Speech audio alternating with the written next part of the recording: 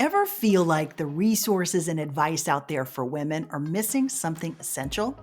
I thought so too, which is why more than 6 years ago, I created She Said, She Said. I'm Laura Cox Kaplan, and after 3 decades in communications and then advocacy and now juggling motherhood and entrepreneurship, trust me, friend, I get it.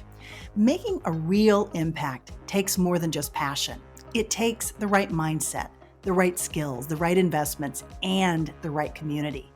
On this show, we dive deep with incredible women from all walks of life who have been there. We uncover the secrets to building influence, navigating tricky relationships, and staying true to ourselves even when it's tough. And let's face it, it often is. I also throw in my own favorite productivity and life hacks, things that have shifted my perspective and might help you too. Wherever you are in your journey, my goal here is to leave you inspired to define success your way and to help you build the confidence you need to tackle your biggest goals. Subscribe today and let's unlock your full potential, your confidence, and your greatest influence.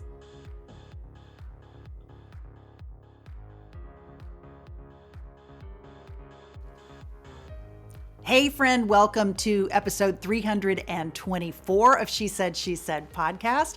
I'm your host, Laura Cox Kaplan, and I am really thrilled to have you joining us today. So a question for you, friend. Have you ever felt like you're just constantly torn between your career ambitions and maybe your role as a mother or a caretaker? Well, I think it's sort of an obvious question. Most likely you have felt this, and it can leave you feeling like you're stuck in an impossible tug-of-war where excelling in one of those areas likely means sacrificing in the other. Well, my guest today calls this the ambition paradox, and she's here to help us really rethink everything we thought we knew about ambition, especially as it relates to motherhood and caretaking. And I think you're going to love this conversation. I am delighted to welcome Dr. Ann Welsh to the podcast. Ann is a Harvard-trained psychologist, a career coach, and the mother of 4 teenagers. And she has spent much of her career researching this fascinating intersection between ambition and motherhood. And I think you'll find her approach to really rethinking ambition so illuminating. I know I did. I had so many thoughts after recording this conversation with Ann, and I'm really excited to share it with you. A couple of other things, though. We talk about the importance of thoughtfully repackaging the incredible leadership skills that are gained through motherhood and caretaking, something that I think is oftentimes overlooked. And we also talk about the impact of small, even subtle 1-degree shifts in our mindset and how that can have a really big impact on the way that we go about balancing the many roles of motherhood and career. Friend, whatever role that you may find yourself juggling today, I think you're going to find Ann's approach really innovative and hopefully very liberating. Most of all, I'd love to know what you think, so be sure to send your feedback once you have a chance to listen. For now, though, here is episode 324 with Dr. Ann Welsh. Enjoy. Ann, welcome to She Said, She Said. Thank you. I'm so excited to be here today. Well, I'm so happy to have you. When I ran across your bio and the work that you have been doing, I knew it would be the perfect fit for this audience and their topics that I am particularly fascinated with as a working mom and have been for a number of years now. So I'm really thrilled to welcome you today. Yeah, well, thank you. Again, it's stuff I love talking about as well, and I'm really honored to be a guest with here. So let's jump in. I want to kick us off with this topic that really just jumped out and grabbed me, got my attention. This idea of the identity ambition paradox that you talk about. And by the way, I will say Ann has a book coming out, which I'm really excited about. We won't get that until probably 2026, but she's in the process. She has a publisher, so that's coming too, and she's going to talk more about this. But this will give folks a little sneak peek into some of the things that she's been working on. Yeah, so, I've been in practice as a psychologist for a long time now, and my work is all on motherhood and working mothers. And I found my clients kind of all were struggling with the same thing. And it was that inevitable pull of your heart being in two Mm, places at once, right? And I started to think of it as this paradox, right? So, what is a paradox? A paradox is a self contradictory statement, right? It feels illogical. You essentially can't. You get stuck in both sides. And so the ambition paradox that I talk about for working motherhood is when a woman wants to be an incredible mother and wants to achieve big professional goals and feels like it is impossible right. to do both, right? It's that feeling of being really trapped or stuck between like a rock and a hard place, and you just feel like the whole thing is a futile effort. Right? And it's this feeling of when I'm focusing on my career, I'm not present for my kids. If I give more of myself to my kids, I'm not reaching my quote full potential at work. And there's this feeling of I Right. can't win. And what happens is to solve it, a lot of us end up doubling down on what we should be doing, right? We seek a magic hack. If I just get up at 4 in the morning, that will be the tool. And in that process, we just get farther detached from ourselves and what we actually want and what we actually need and what we really value. And it leaves us feeling really Yeah. unhappy. Okay, Anne, all of that resonates so deeply, certainly with me, and my guess is with everyone listening. Let's talk about what we do about that. Maybe where do we start? Not working is not an option for, I would say, the vast number of moms. So let's talk about maybe how we get a better handle on this and the stress that's associated with all of it. Yeah. I mean, and I think at first I would just want to address that point you made, like not working isn't Mm, always an option. And it's not always the option that women want, right? I think that is given to us as the solution. Dial back, work less, then you won't feel so overwhelmed. And that's not mm, great advice, right? For many of us, like you said, economically, it's not always an option. But again, we may want to work or may want to have meaningful work, and we want to figure out a way to do both, and we should be allowed to do that. So, what is what is the process of doing that? Well, the process is to get more clear on what you're reaching for outside of what everybody else tells you you mm, should want, right? So, part of the problem is we see this version of perfect motherhood on Instagram, or in our friends, the small amounts that we see, we get little bits and pieces of all of these versions of motherhood, and we think we have to be all of those things. And we see the same thing at work, and we try to keep them separate, and we go after these tiny pieces of perfection trying to get a big picture, and we stop asking ourselves, do I mm. want it? Right? Women are socialized from day one to enter this world and stop asking, what do I want? Right? We're told to be small. We're told to take up less space. We're told to serve other people. Right? Like we're kind of part of the water we swim in as women is being told to be people pleasers and to take care of everybody else's first needs first, layer on that motherhood, which has that same martyr messaging, and we just don't even know what we want. So we have to start by labeling all that other stuff as external and tuning into what do you want? What's going to make you happy or you fulfilled? And maybe there are bits and pieces of the stuff you've been going after that are kind of resonate with you, but a lot of it Hmm. probably doesn't, right? A lot of it is stuff you've just been chasing because someone else told you you should, or that's what a good mom does, or that's what a top tier leader does. And once we can start getting in tune with our values, feeling aligned with what we want and what we need, then you get this positive feedback loop, right? Where you start feeling better, you start putting your time and energy into the things that actually serve you, and you then have more to give and can actually show up at work and motherhood in a way that fits for you. Right. Okay, let's dial that back a little bit and go a bit deeper and maybe Yeah. walk through the process that you go through to help a person get there, because I can only imagine somebody listening who maybe is really in the muck and really struggling with all of this saying, I don't have time to get a glass of water and go to the bathroom, much less like peel back what my values are and what I want. So, where does she start, Anne? Yeah, I think so. Let me first address that piece of I don't have the time, right? Mm, So I think a lot of us think this needs to be some sort of dramatic um, undertaking, but really it's a series of teeny tiny steps, right? I talk about a 1 degree shift a lot. So my my son is in Boy Scouts and they do like orienteering with a compass, and they had to go in the woods and like get from point A to point B, and they were just told a compass point, right? And when you're going like 100 or 200 feet, if you hit 11 degrees instead of 10 degrees, you're going to land at the same tree. You're fine, right? But if you're on an airplane, right, going across the world, Right. that 1 degree shift makes a huge difference, right? There is compounding distance Sure. as you go further and further and further away. And so that's what I want people to think about, is that 1 degree shift that makes a huge, huge difference.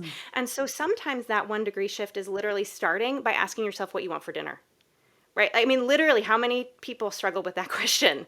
Maybe it's not even what do I want for dinner? Maybe it's what do I not want for dinner? Maybe that's all you can access right now. And that's something. That is a step, right? So maybe your kids are clamoring for pizza and it's Friday night and you're tired and you're like, I don't want pizza.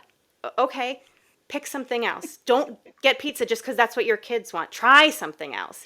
But go with that little kernel, that little teeny tiny voice inside that says, hey, there might be something else here.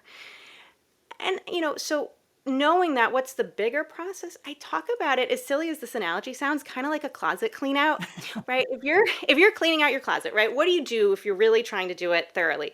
You take everything out of the closet. Right. You lay it all out on the bed.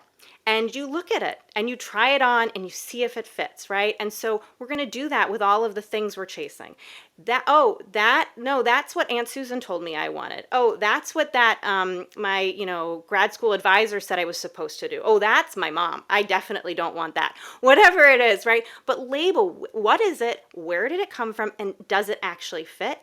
And don't pick back up anything. Like, don't put anything else in the closet that wasn't yours, that doesn't fit. Get rid of it.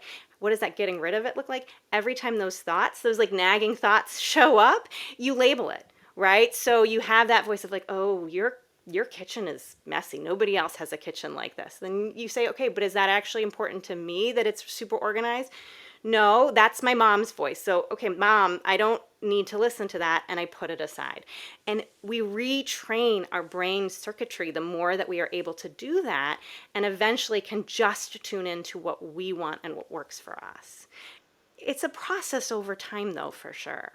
Yeah, I love that analogy. That resonates so deeply with me. I talk a lot about cleaning out my Yeah. closet, or maybe the lack of ability to do so, and also the identity that's associated with all the things in your closet. And part of what sometimes can make cleaning out your closet so difficult is the identity that you attach to that. And that's kind of what you're getting at, even though you're talking more psychologically.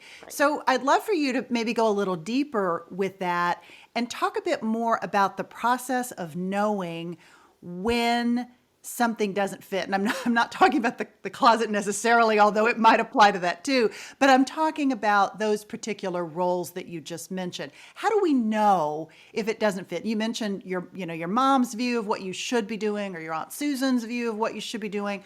But how do you know when it doesn't fit you? Because sometimes we're so conditioned to hear those other voices, it can be really difficult to separate, okay, is that me or is that someone else? So how do you go through that? Yeah. So, I mean, at a big picture level, because you're miserable, right? I mean, and Yeah. quite frankly, that's a lot of times what happens when people come into my office. They're saying, hey, I did it. I got the kids I wanted. I have this job that I thought I wanted, and I am so unhappy all the time, or I'm numb and none of it's actually done anything for me. So like, that's where a lot of times we end up, and then we say, okay, this is probably not working. Let's see. But usually predating that, there were signs of it feeling uncomfortable. And I think the clothes continue to be a really good analogy. Like, let's say I'm a jeans and t-shirts kind of gal, right? Like, that's my, maybe a sweater because I live in New England, but like comfortable basics, right? Right. And if I were to go out into my life and wear like a gala gown, I would feel uncomfortable all day long. It might even fit me, but I'd be like tugging at it and pulling at it. I wouldn't feel good. And that's the same kind of data that we've kind of numbed ourselves to in terms of these identity pieces. So checking in, like, how does this feel in my body? How do I feel signing on my computer for this work assignment? Do I enjoy it? Am I Is there part of it that's interesting, part of it that's not, right? The answer could be multiple things.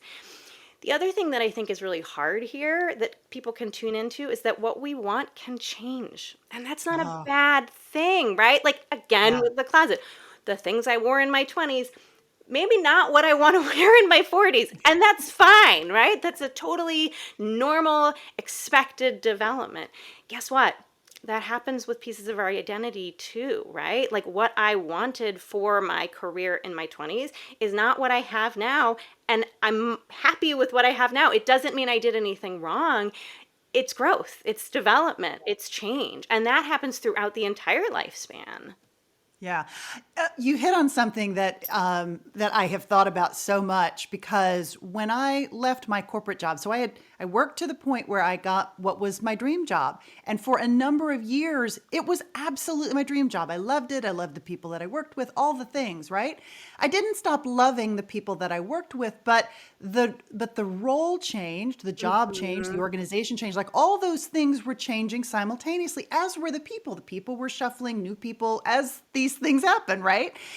What I had not anticipated was that I would also shift and that I would outgrow that particular job and role and would want something else. Yeah. And it sort of has nagged me so much that I didn't anticipate that that would happen. And I think it is inevitable that that happens. But why are we not?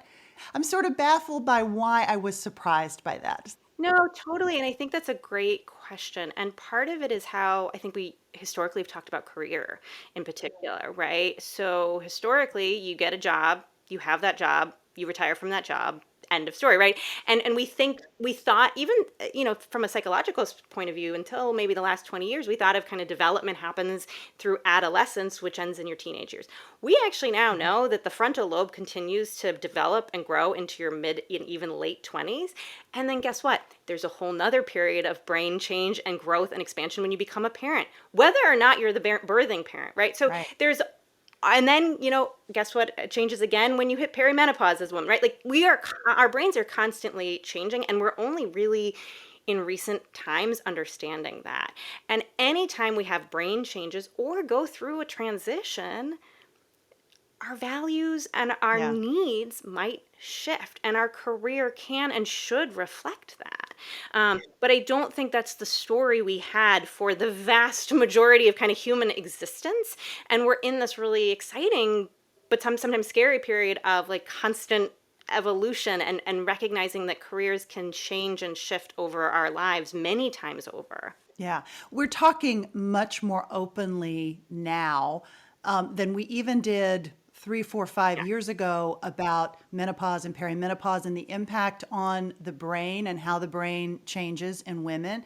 And I didn't tell you I was going to ask you this. I wasn't even thinking about it, but I feel like we should probably talk about it because the majority of my audience are women that fall within either right on the cusp of perimenopause or maybe like right where I am in menopause, and the shift in our brains and how that impacts our ambition, our career goals, sort of how we think about all these things. Can you give us some perspective on what you're seeing and maybe advice that you're giving to patients as they enter into this particular phase in life? Yeah, I mean, well, first of all, probably far more women are in perimenopause than they even realize, right? Like, That's right. if you are in your late 30s, chances are you are actually in entering into some type of perimenopause period, right? And then that extends all the way through. And so for there's like almost a 20-year period if you kind of lump women as a whole in women's lives when they are potentially in this space. And there Mhm. are massive hormonal shifts, and we recognize that in teenagers. So I have teenagers in my house, right? And their hormones are all over the map, and it can be a little bit of a wild ride. Guess what? I'm going through the same thing, right? Of up and down, because what happens is it's not this slow and steady decline. It is the same as the teenage years of up and down and all over the place as your body adjusts to a different reality. Mhm. One funny, I guess, example of that in in terms of the hormonal place is that you have less estrogen. You actually have less of the of oxytocin sometimes too, which is that bonding hormone. And I have been reading some interesting stuff around how that impacts women in terms of that people pleasing element and like Interesting. the desire for connection, right? That you get into these later Uh-huh. perimenopause and the menopause years and you start to say, I don't I'm good. Like I'm going to do my own thing. And I think we've talked about the 40s as being the years where you're like, screw it, I don't care anymore.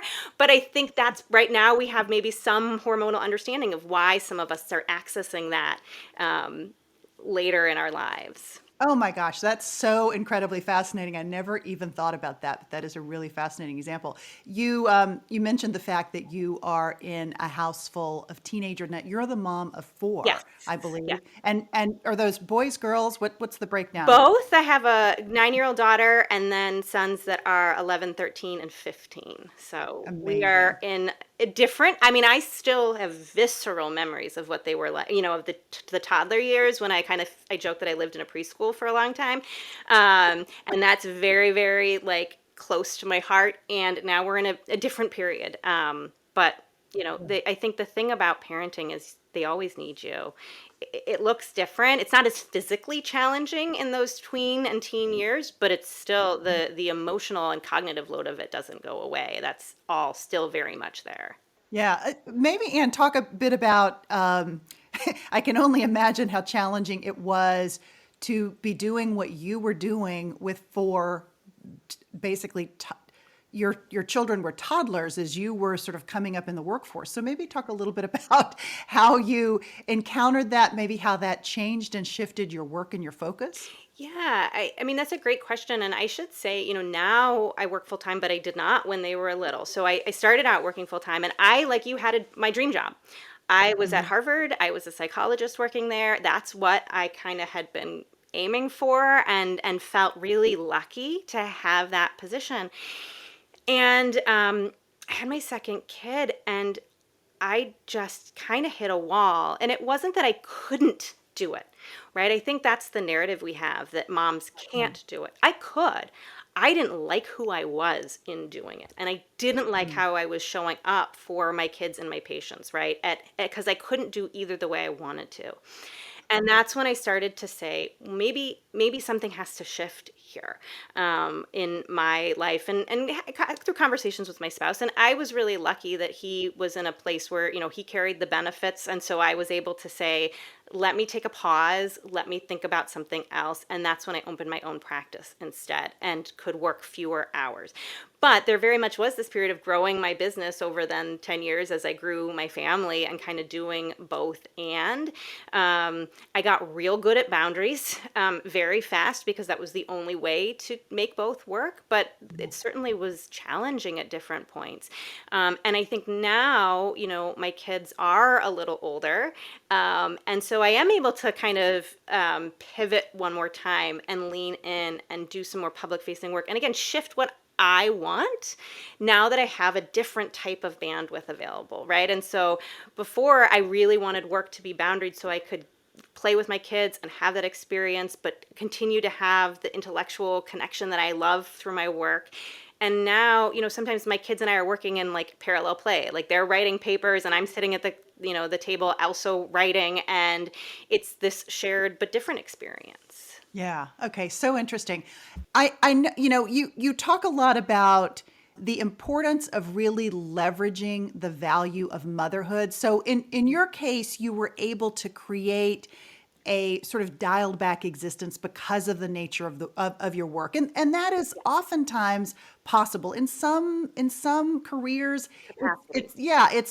It is much more difficult to ultimately do that. But I guess one question that I have for you was, did you plan for that, or how did you sort of how did you think about the process of, okay, I'm going to dial back for the next X years, then I'm going to lean back in, or did you just say, okay, right now I'm going to dial back? No, no, I Okay. totally understand your question, and it's a great one. And the answer is I did not plan for it at all. I was going to work full time. So my mom was a doctor.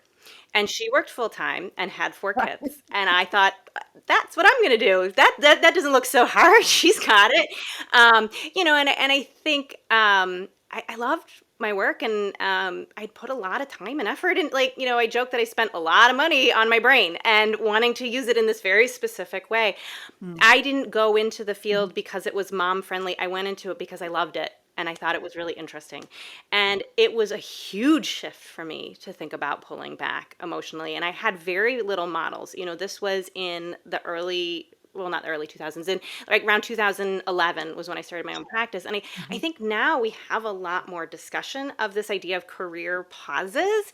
There's this great new book, if anyone is interested in reading more about it, called The Power Pause, by Neha Rush, and she is brilliant and like a great advocate for the power of taking a break. I didn't have that book, right? I just did it and was like, I'm going to figure this out a little bit as I go along. And that's actually the entirety of my career has now been figuring it out as I go along and kind of saying, hey, maybe I'll try this, maybe I'll try that. But I will say I did try to stay in the workforce in that more traditional setting. And I asked to go part-time. I went to my supervisor and I said, I'd prefer to go part-time. I'd do 80 hours. I could do a job share. Here's another clinician who's also having a baby, would love to do a job share. Here's how it would work. Like, came up with all of these solutions. And the response was essentially, there are 500 other people who are waiting for your job. Wow. And so it was kind of like, we can't do that. It's logistically complicated. We don't do part-time. That's just not a thing here. And I was like, okay. That's what spurred me to leave. So my preference in some ways would have been to stay. Now, again, the story has a happy ending, right? It led me to this incredibly enriching, more multifaceted career that I would never have imagined for myself. But that wasn't what I wanted at the time. And who knows how that would have played out in a different direction. But yeah, definitely not planned and not sought after. Yeah. Okay, so incredibly fascinating. So I want to pivot and talk a bit about another dimension for the woman who's listening, mother who's listening, who decides to completely separate, maybe from the workforce, take a pause, take a separation. How can she leverage the experiences that she's having that most likely are different than the ones that she was having when she was working, so that if and when she decides to go back to the workforce, which a lot of people decide to do after taking a 5 or even 10-year break to raise their kids, how can they leverage and actually be maybe more proactive about thinking about, how can I take the skills that I am gaining as a mom and as a caretaker and really leverage those differently? Yeah. So, I think that's the story we have out there, is that motherhood is this like break somehow, like that it's like we don't do anything, we're just sitting around. And so the first thing I tell women is to get really clear understanding of all of the skills that you are learning during this period, right? Again, back to your brain is actually going through the most significant period of growth that it has other than adolescence in terms of the changing circuitry. And that I talk about the 5 P's of leadership skills that we gain during the postpartum period.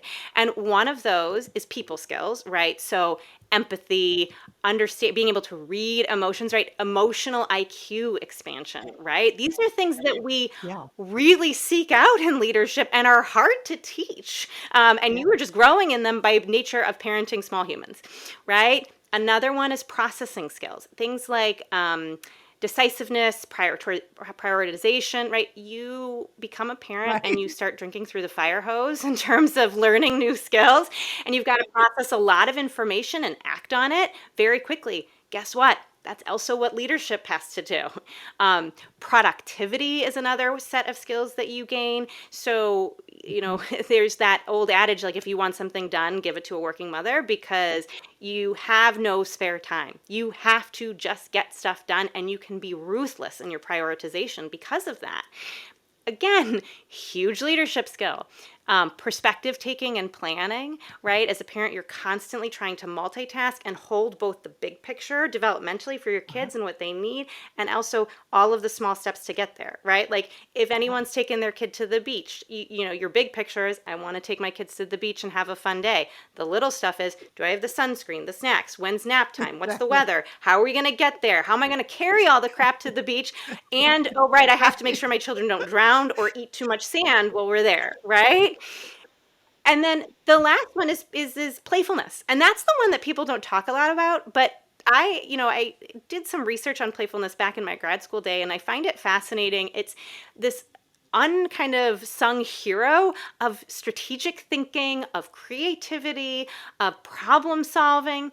So again, all of these skills are things that you are growing in leaps and bounds without Yeah. even trying. And they're all transferable skills to the Mhm. workplace. So once you get clear on that, there can be some more confidence in how you show up in interviews. Mm. And then beyond that, right?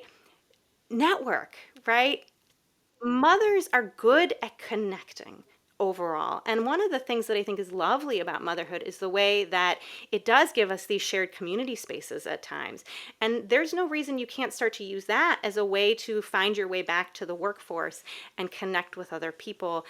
There's also now a lot of job boards that are focused on mothers, right? Mom Up is Mhm. one, and there's also 5 Hour Workday. I think that one's based in the UK, but there's a couple out there, and they're basically organizations that are really focused on getting moms hired, right? So that there's kind of, whether it's a returnship program or just companies that say like, hey, we get it. We see all of those skills you built and we want you to come work for us. So there's a lot more resources these days out there than there used to be around returning to work too. Yeah. It's not easy, but it's possible. Yeah, absolutely. I would love it. Do you have any kind of a maybe advice for how to capture or how to track those motherhood skills that you're going to leverage back into the workforce? Is it, I mean, my guess is it could be something as simple as making a list. I often talk about in my podcast the importance of having a skills checklist, something that Yeah. you can remind yourself of all the things that you know how to do as a confidence boost. Go back and read that, can make you feel really good about everything that you're learning and how you're growing. Is that kind of the process that you would use, or is there some other maybe tool that you recommend for somebody to kind of help create awareness, first of all, and then keep track of those skills that she's growing? Yeah, I mean, I think my answer to almost all things is whatever works for you, Mm, right? The thing that's going to work the best is the thing that you can be consistent with and engage with. So, if you are someone that wants to write a resume blurb on your motherhood years and that resonates, do that. If you're someone that wants to have a notes app on your phone and you can just come up with little examples while you're on the go, do that, right? Do the thing that fits for you. But if you're struggling to come up with that list, a couple things. One is ask your friends, right? What would you say that I am doing? Get them to brainstorm with you. mhm. Sometimes we get or describe them, right? But to use a peer where we get out of our own way a little bit, right? That self critic shows up loudly sometimes when we're trying to boost ourselves. And so, a way to work around that is to somehow engage with someone else, either mentally engaging with them or actually asking them to help you do that.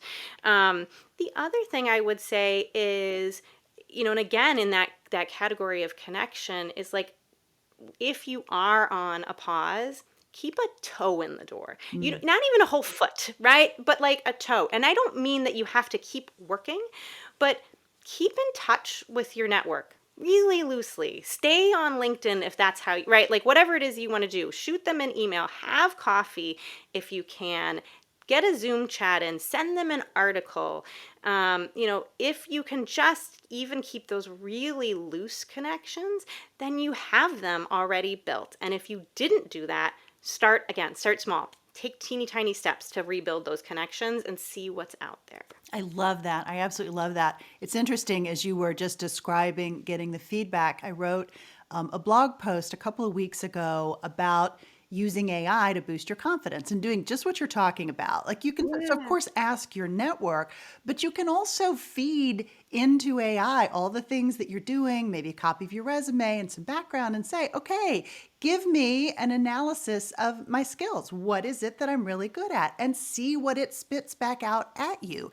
And it can be an Yeah. amazing tool for just reassuring yourself of all that learning and growth that you intellectually that this is happening.